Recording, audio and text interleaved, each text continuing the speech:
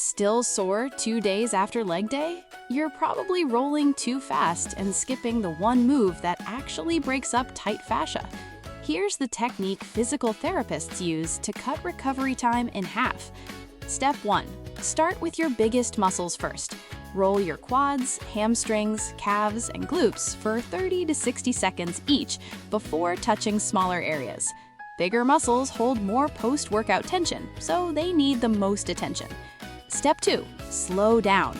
Roll at about 1 inch per second, not a fast back and forth scrub. Fast rolling just skates over tight fascia instead of releasing it. Step 3. When you hit a tender spot, stop rolling. Hold steady pressure there for 20 to 30 seconds and breathe deeply through it. That pause is what actually releases the knot, not more rolling. Step 4.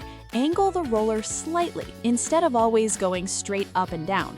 Shifting the angle hits different muscle fibers and fascia lines you'd otherwise miss entirely. Pro tip: never roll directly on a joint, bone, or your lower back. Keep the roller on muscle tissue only, and do this within an hour after your workout for the best results.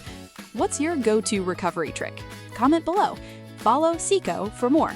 Visit Sikho.ai.